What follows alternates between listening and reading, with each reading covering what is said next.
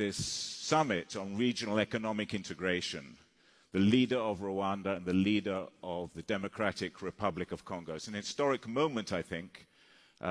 President Tshisekedi has been in this country, and I know he's had detailed discussions with you, Mr. President.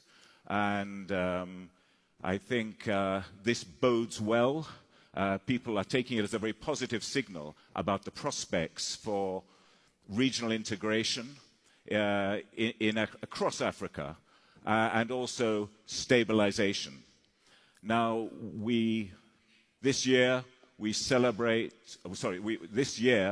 are celebrating 20 years of the East African community, but we also have to mark and commemorate a much more somber event, the genocide in Rwanda in 1994. In less than a week's time, I believe, people from around the world and your own citizens will be marking that.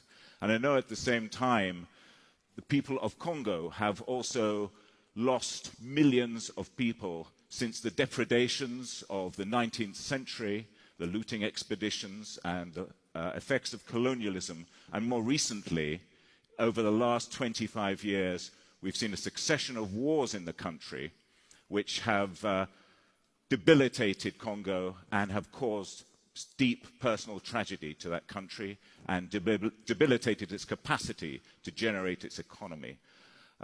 So I think at this critical time, I wanted to get straight to this issue. You have, the two of you have sat down to talk about integration and stabilization.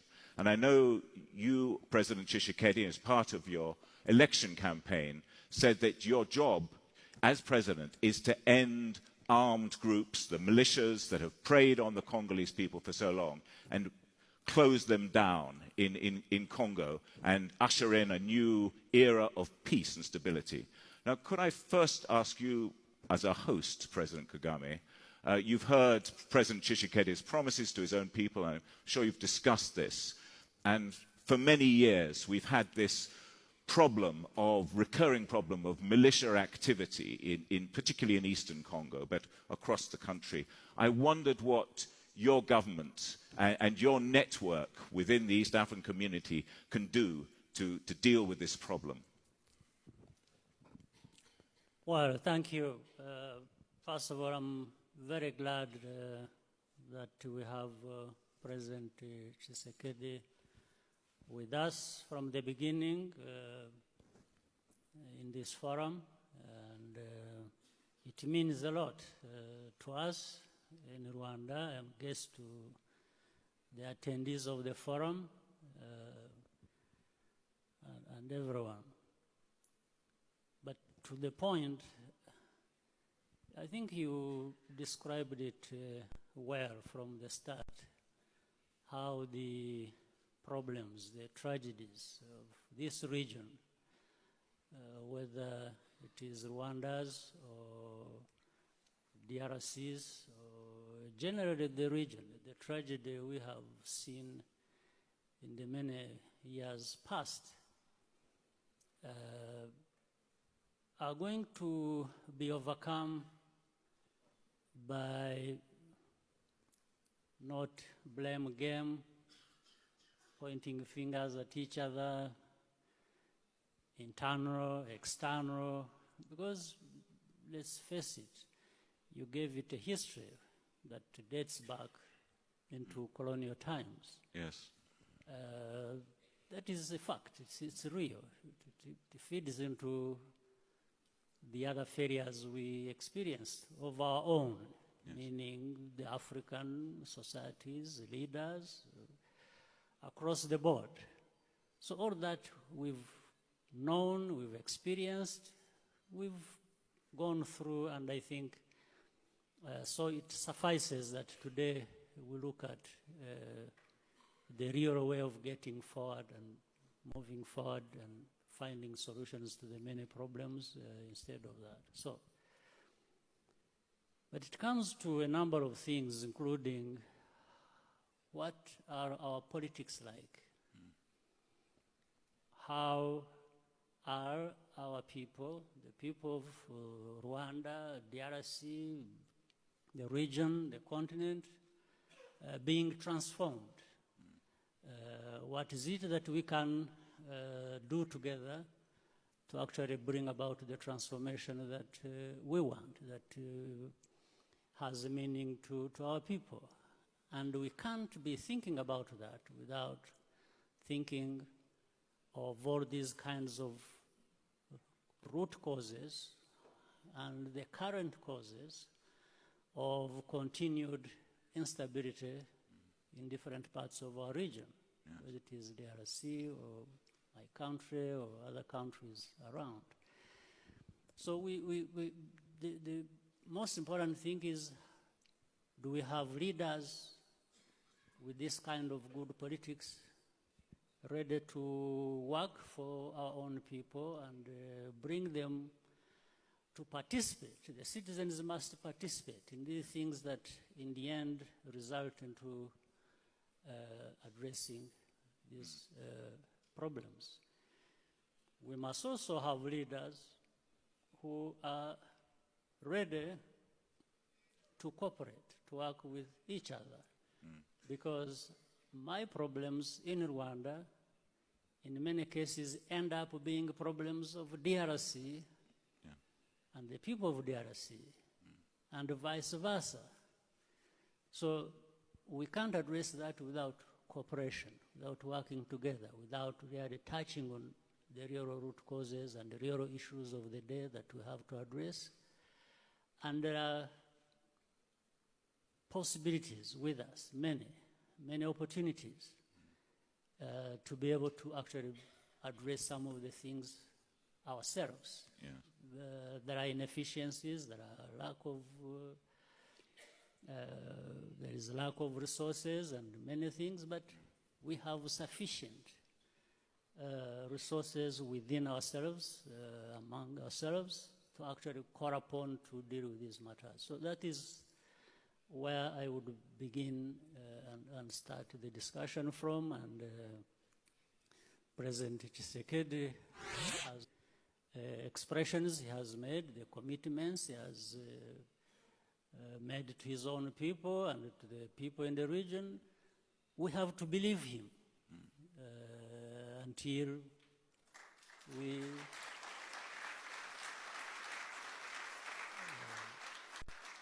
so we really have to start with that. We believe him, and we extend our hand of cooperation to him as he does his to us, and we see how far we can go. So you think we're talking about a new era? Absolutely. That's what I see, and let's test it and see where it takes us. Monsieur le Président, can I get you to set out your views on this? Because, as I said, you did make this commitment, as a solemn commitment, on behalf of your party, the UDPS, to shut down these militias. So far in your discussions with President Kagame, do you feel too that we're at the start of a new era of cooperation in the region? Bien, merci. Je remercie au passage les organisateurs de m'avoir fait cet honneur. Nous partons toujours chez nous dans notre entendement sur un principe. C'est celui selon lequel nos pays resteront voisins pour toute la vie. Et nous ne sommes que des acteurs spontanés. Nous passons à un moment donné, mais nos pays resteront voisins. Et donc, se faire la guerre, entretenir des tensions inutiles nous offre une énorme potentialité de gaz que nous pouvons exploiter afin, comme énergie évidemment, afin de booster notre industrie dans la région. Je pense au barrage de la Ruzizi que nous pouvons faire, le Burundi, le Rwanda et la RDC, afin évidemment d'aller sur ce genre de choses. Et ensuite, nous pourrons diversifier notre économie parce que ces peuples vivent ensemble depuis des siècles et continueront de vivre ensemble. Donc il y a déjà plein de choses qu'ils font qui demandent à être structurées davantage. Voilà dans le sens dans lequel nous nous inscrivons pour évidemment ramener la paix d'une part et le développement d'autre part. Thank you.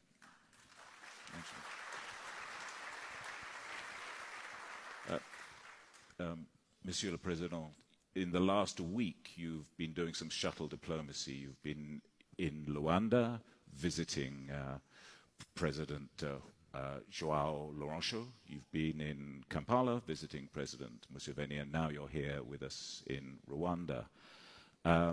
You talked about the way in which these regional conflicts exacerbate tensions in the region. And some of them, in fact, a lot of them have been played out in Congo. And now on Monday, President Kagame referred to the dispute between Rwanda and Uganda as a political matter.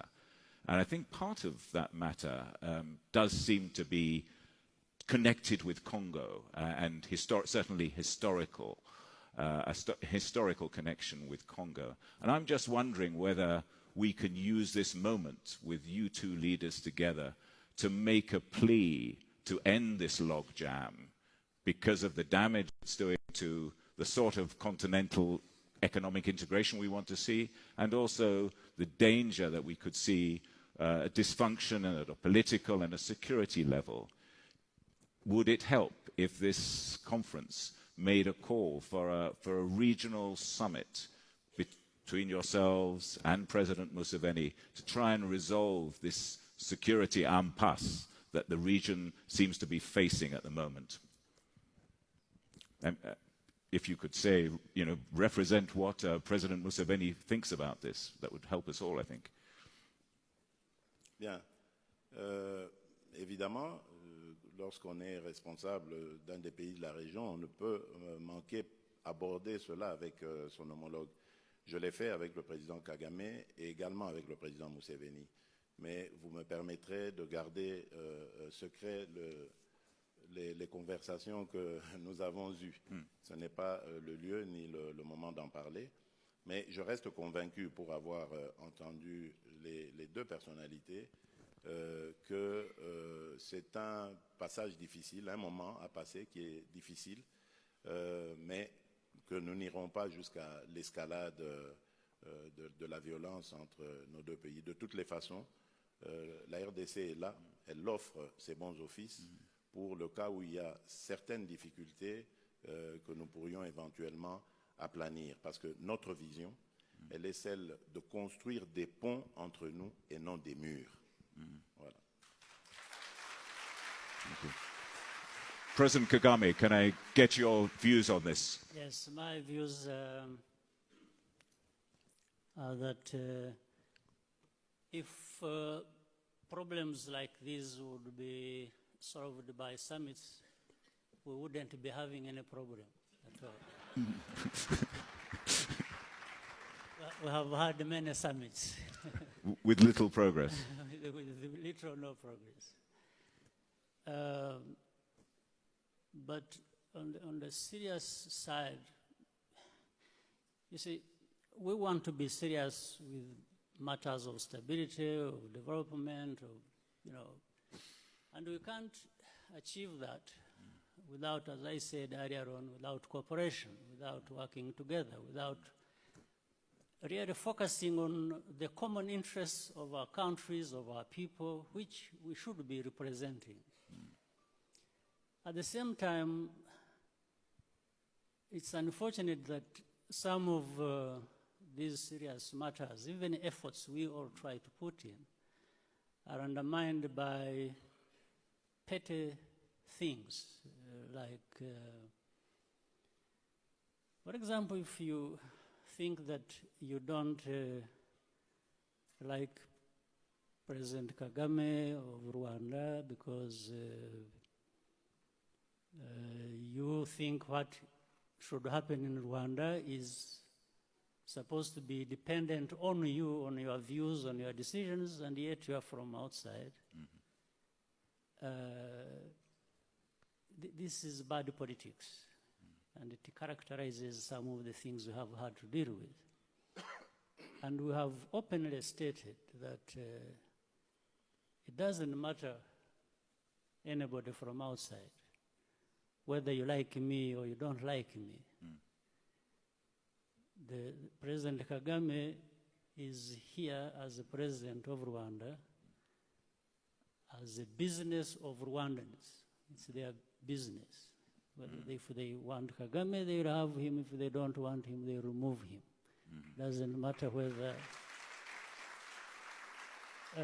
So, and I have told some of these friends of ours that it's actually very difficult, next to impossible, to imagine that you don't like Kagame, so you will change him and put there someone you want.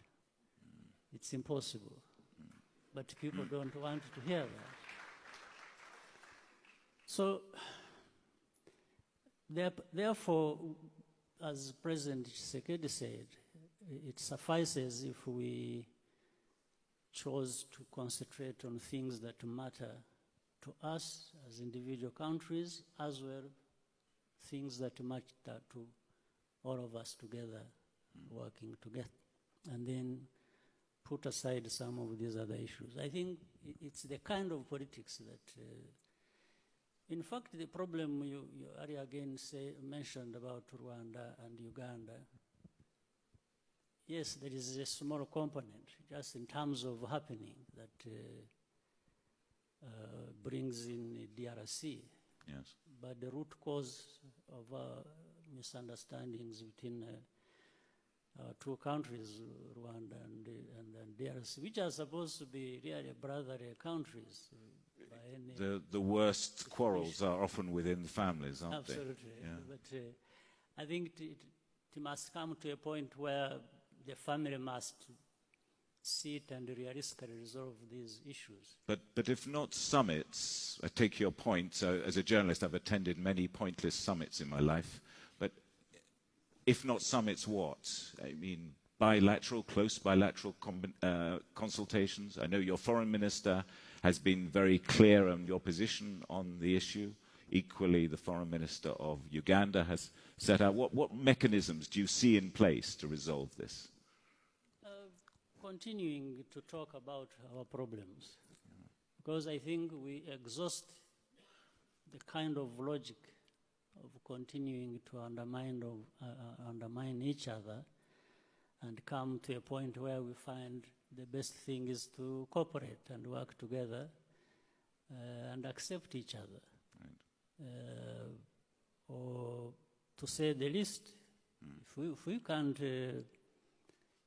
work together as brothers, sisters, as friends, we can decide to give each other peace and forget about what we have to do together, but above all, avoid quarrels that may just be destructive, because no one would win or benefit from any serious quarrel about this. So, but if we forgot one another and let each, go about their businesses the way they want, that would be the second choice. Second to being good friends and working together and so on. In a spirit of cooperation. Monsieur le Président, I wanted to come up with a positive note on regional integration. Your country sits on the majestic Congo River, which has the force of its water, has the capacity to generate electricity for probably half the continent of Africa.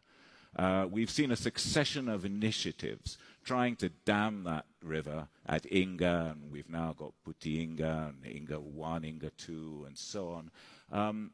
What are your hopes for hydroelectricity in Congo?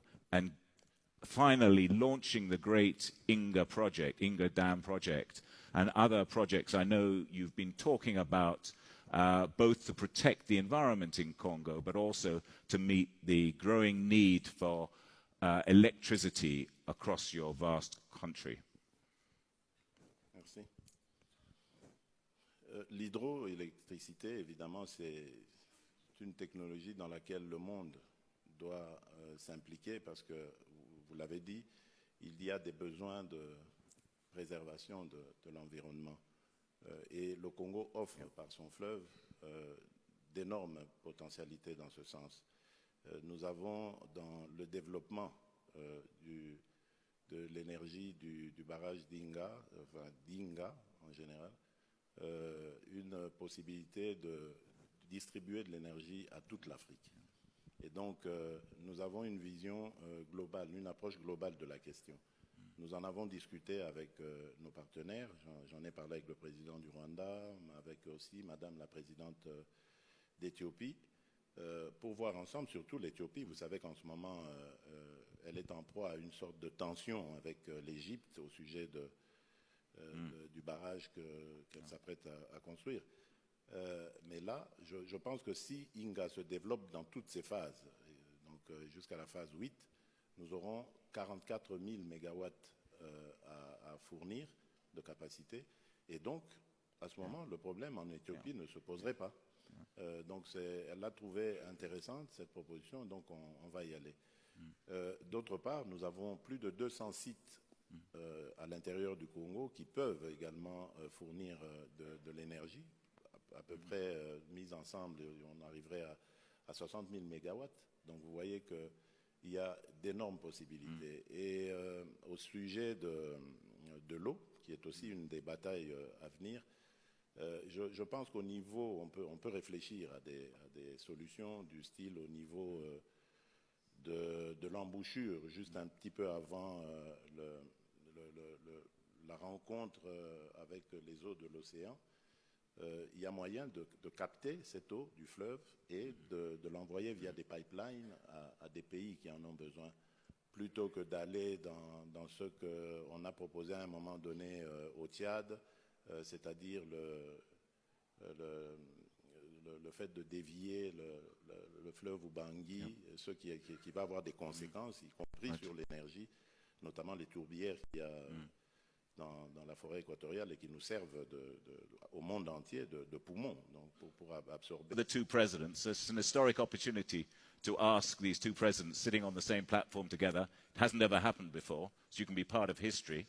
There is a question coming there on my right in the column straight ahead. Could we have your question? Could you state where you're from and give us a brief question directed to either the president, one of the presidents, or both of them?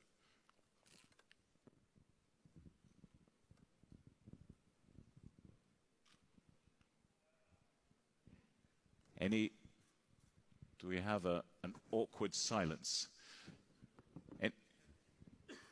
There must be some people out there who have to pluck up the wherewithal. The gentleman there in the second row, please. He's got his hand up. Thank you so much. Please state where you're from. My name is Bassem Loukil. I'm from Tunisia. The question is regarding the regional integration.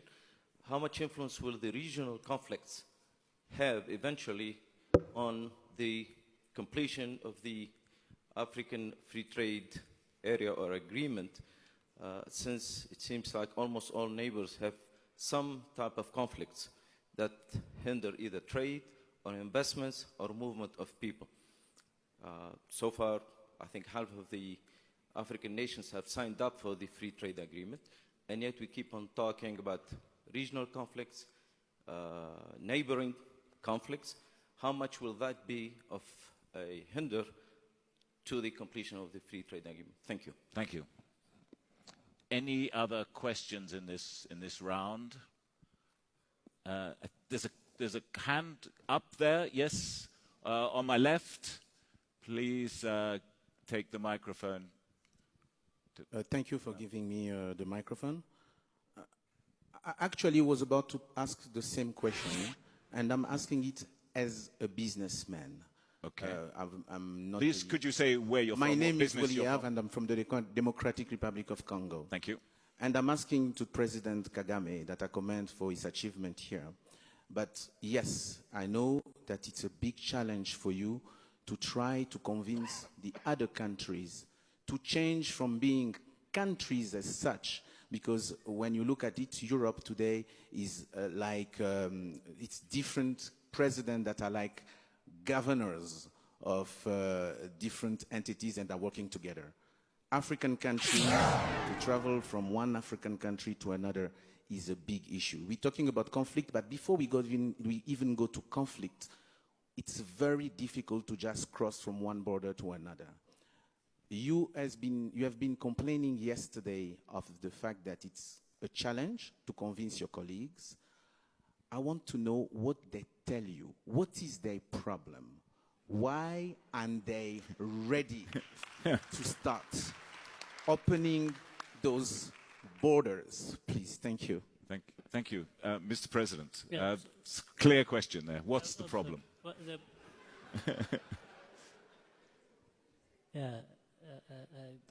I know the problem, but I can't find the answer. Well, identifying the problem is always the first step. Yes, but I'll probably speak to the two questions combined. Please, yes. We're tight for time. Yeah. First, the conflicts inevitably affect regional integration. Yes. But one, I want to see it as having problems which we must try and address simultaneously, rather than just saying, let's address one, then we move to another. While we try to prevent or resolve conflicts that exist, we, at the same time, have to be working on integration. Yes. Because there are aspects of integration that can make progress even with the conflicts that we have. In fact, the beauty of it, well, I'm not talking about the beauty of conflict. I'm talking about the beauty of having such a multi-pronged approach. Yeah. Is that we have seen already the people of any country in our region or beyond. The African people, for them, they are ahead of their leaders in terms of understanding the importance of integration or even practicing it. Yeah. In fact, even some conflict areas, people are working together, doing business, there's trade going on, even with bullets flying over their heads. They are busy doing that. So it's a responsibility of governments, of leaders, political leaders, to make sure that this should not be the case, or it should not be normalized, that we can keep on conflicts and then okay, and say, there is integration taking place after all, so why don't we? No, I think we need to tackle both, prevent conflicts, or stop them, at the same time encourage regional integration, because that is what should be. And if you look at the African continent, in fact, I didn't say that I did not convince African leaders to the importance of regional integration. I was only referring to the difficulties where, for example, I have to, in fact, commend the African leaders who, in the first place, have been behind the thrust of seeing regional integration, of seeing the CFTA. They are the ones, the leaders are the ones who sat and said, we know we must have this continental free trade area, because they wanted it. They knew the importance. But this is in spite of the fact that conflicts have been there, or others will come, and so on and so forth. So leaders should go beyond just dealing with one issue at a time, but rather address across the board. Across the panorama of concerns. That's what we need to do. So, one, I agree, conflicts affect regional integration, and we need to put more time and energy and everything we have to make sure that we reduce on or eliminate conflicts. Same time, I encourage regional integration. In fact, one helps the other. Reinforcing. Trade, business to happen, and these things help reduce on the conflicts or the causes of conflict once people are busy with the most serious issues. Thanks. So that is the most important. And on the other one, I don't think there is, I don't think there is anything wrong with the leaders as such cutting across. Yes, there are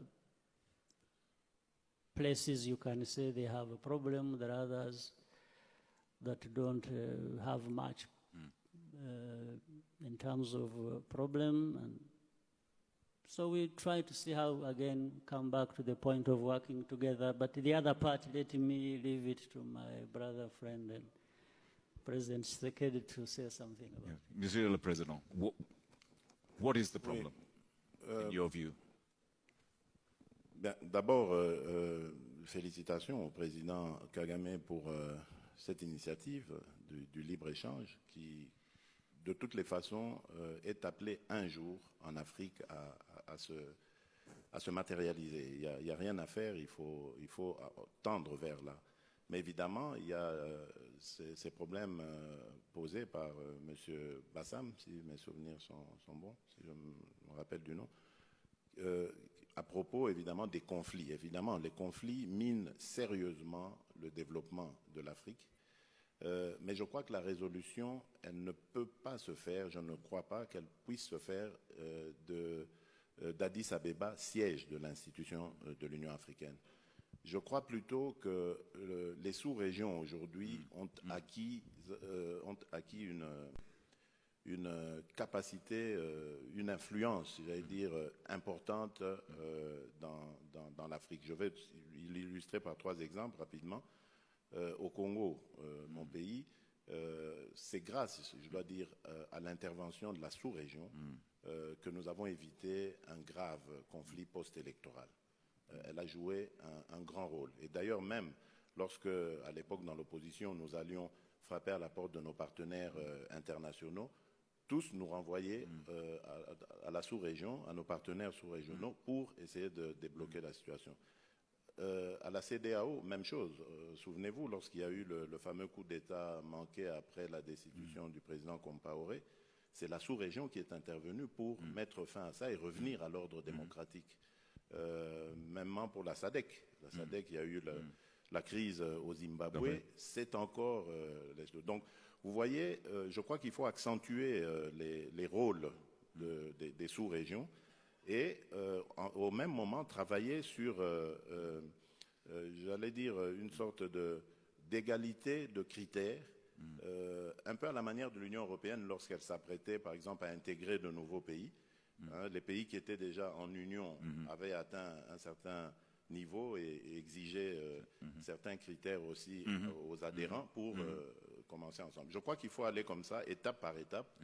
Et je pense qu'à ce rythme, nous allons arriver régionalement, localement, comme ça, à éradiquer tous ces conflits et à faire comprendre à nos populations le besoin de l'unité et de la mise en commun de ce que nous avons de positif plutôt qu'autre chose.